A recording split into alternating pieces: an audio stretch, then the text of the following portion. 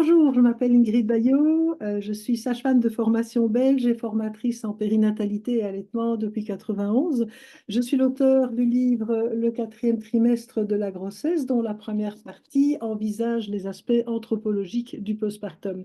Et donc c'est de cela dont je vais vous parler durant cette conférence qui va ouvrir le sommet, le summit de la révolution périnatale dont nous avons bien besoin et en travaillant sur plusieurs axes d'information qui, j'espère, va nourrir votre réflexion pour consolider des choses qui existent déjà, mais également peut-être en créer d'autres. Première chose, nos stratégies reproductives comme êtres humains sont peu d'enfants par femme avec un certain espace entre les naissances, une grande attention maternelle au départ de l'enfant, donc des soins maximaux, mais également une communauté autour de la mère. Deuxième constatation, lors de la première forme d'organisation sociale des êtres humains, si on remonte vraiment loin dans le temps, puisque notre espèce a 300 000 ans et que les grandes cités-États ne datent que de 3, 4, 5, 6 millénaires, donc c'est beaucoup plus récent dans notre histoire. Donc moi, je repars de notre physiologie qui est tribale, donc c'est bien l'organisation tribale. Donc, et qu'apporte une tribu à une jeune mère? Elle va apporter des transmissions passives, bien sûr, puisqu'on va voir faire, on va voir des bébés porter, on va voir des bébés allaités, hein, une transmission active puisqu'on va faire ensemble et par imitation, l'assurance de l'approvisionnement, puisque toute la nourriture était partagée dans les systèmes tribaux, tout le monde rassemble la nourriture, il n'y a pas que la chasse, hein, tout le monde participe aux récoltes de nourriture, et une femme qui vient d'avoir un bébé va recevoir de l'approvisionnement de la part du reste de la tribu qui y veille, parce que chaque enfant représente l'avenir de la tribu.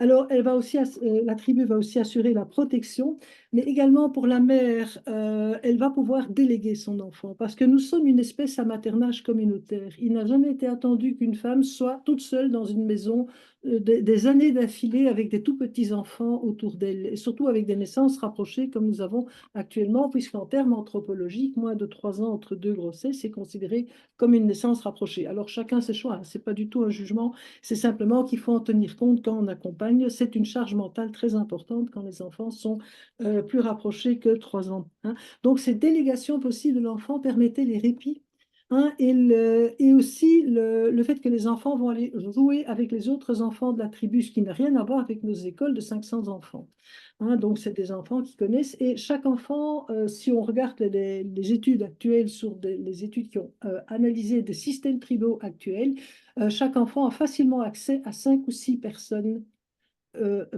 significatives, donc des figures d'attachement dans sa propre tribu avec lesquelles il se sent en sécurité, en plus de sa mère, bien entendu, hein.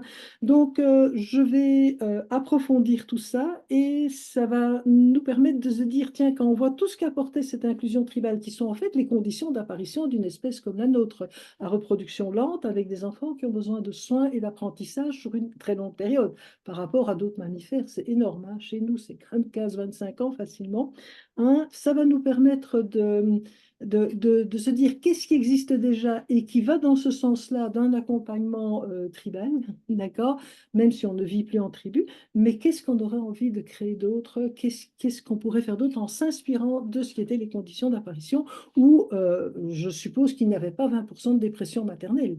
C'est pas possible. La sélection naturelle n'aurait pas laissé passer une erreur pareille, hein. Donc voilà. Donc, je vous invite à venir à ma conférence à ce super sommet. Merci beaucoup. C'est génial.